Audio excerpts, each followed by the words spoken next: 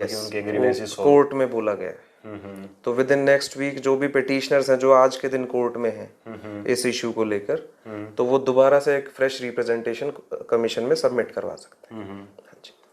और एक सर जो ये 56-57 का मैटर है LP 1037 का जी, तो इसका सॉल्यूशन एक्सपेक्ट कर सकते हैं 23 तारीख को, या अभी और भी टाइम लग देखिए सकता है? अब मुझे मोटा मोटा बहस तो उसमें भी सोशो इकोनॉमिक का इशू है। अगर इस बार जज साहब ये कहें कि सोशो इकोनॉमिक के मार्क्स ही गलत हैं, तो वहां पे तो वेरिफिकेशन का इशू ही खत्म हो जाता है। हाँ, वेरिफिकेशन क्योंकि वो हो नहीं केसेस इस इशू पे हैं कि आप नेक्स्ट राउंड के लिए बुलाने से पहले सबके सोशो इकोनॉमिक मार्क्स की वेरिफिकेशन कराओ। क्योंकि आप लिमिटेड कैंडिडेट्स को बुला रहे हो 4 टाइम्स या 5 टाइम्स, तो इस वजह से पहले वेरीफाई करो ताकि जेन्युइन 4 टाइम्स या 5 टाइम्स जाए, हाँ जी, कोई भी जेन्युइन कैंडिडेट बाहर ना रह जाए। हाँ जी। और अब इसमें 56-57 में तैयारी करनी चाहिए दोबारा या नहीं करनी चाहिए? आपका क्या है इस चीज़ के ऊपर कॉल? मेरे हिसाब से देखिए 56-57 दोबारा ही होगा। अच्छा। हाँ जी। क्योंकि अपार्ट फ्रॉम सोशियो इकोनॉमिक उसमें और भी बहुत सारे इश्यूज हैं। 41 क्वेश्चंस का रिपीट का इशू है, बहुत बड़ा मेजर इशू है वो, और जिसमें कमीशन ने अपनी गलती मानी भी है। जिस एजेंसी ने पेपर सेट किया उन्होंने उसको शो कॉज नोटिस दिया, उससे एक्सप्लेनेशन कॉल की। तो इसका मतलब, और ये कोर्ट में अपने एफिडेविट में ये कहा कि फ्यूचर में जो भी पेपर सेट होगा उसके लिए हमने एक नया मैकेनिज्म डेवलप किया है, सॉफ्टवेयर डिजाइन हाँ, किया। ताकि इस तरह की दिक्कत फ्यूचर में ना आए। तो कहीं ना कहीं वो डायरेक्टली इनडायरेक्टली अपनी गलती तो मान रहे हैं। हाँ, तो ऑटोमेटिकली कहीं ना यस। कहीं धांधली है हाँ इसमें। जी।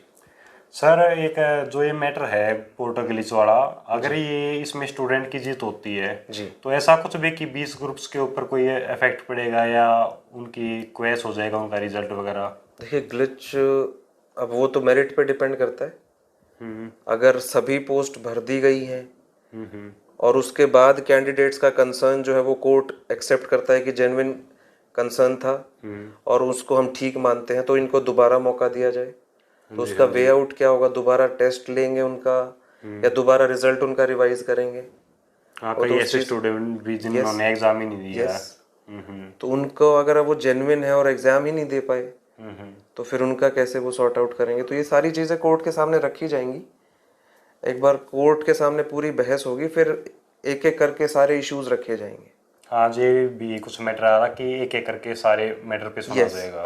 क्योंकि हर एक रिट पिटीशन में अलग ग्रीवेंस है, मोर और लेस टेक्निकल ग्लिच पे है, पर किसी का ये है कि हम अपलोड नहीं कर पाए, किसी का कैटेगरी का है, किसी का ये है कि हम एक स्पेसिफिक पोस्ट के लिए अप्लाई नहीं कर पाए, हाँ जी, हाँ जी। जबकि हम उसके हमारी एलिजिबिलिटी के हिसाब से उस पोस्ट के लिए हम क्वालिफाइड थे। तो वो सारे मैटर हैं, वो कैसे डील करेंगे वो एक एक करके करेंगे जज साहब उस दिन। एक सर TGT भर्ती का और होता है, TGT भर्ती का जैसे ये एक्सपीरियंस वाला केस है, ये डाउट आने लग रहे हैं कि जो एक्सपीरियंस वाला केस है अगर ये भी आज जो प्रोनाउंसमेंट पे था उसमें भी ये इशू है, तो वो भी मोर और लेस उसमें कवर होगा।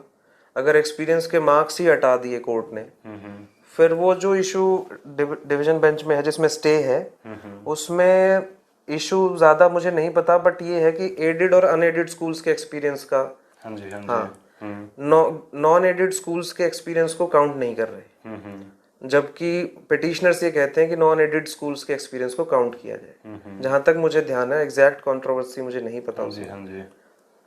तो मतलब कि वो उस मैटर का कुछ इतना रोल नहीं रहेगा अगर अगर पात्र एक्सपीरियंस के मार्क्स हट ही गए तो फिर तो वो वैसे ही होगा, कहीं का भी एक्सपीरियंस नहीं है तो नहीं है। हाँ जी। तो मतलब वो TGT भी का मोर और लेस इस जजमेंट के ऊपर डिपेंड करेगा, इस केस का जो आउटकम होगा।